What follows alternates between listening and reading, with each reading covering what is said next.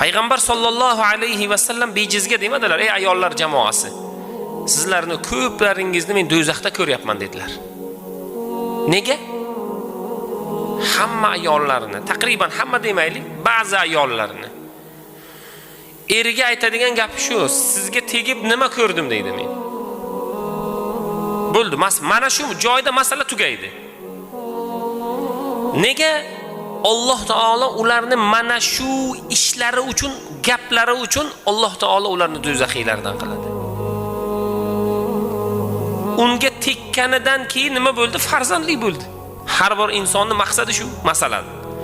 Qaysidir yutuqlarga erishdi. Holatlar bo'ldi, yaxshiliklar bo'ldi, fazilatlar bo'ldi. Nima ko'rdim deydi.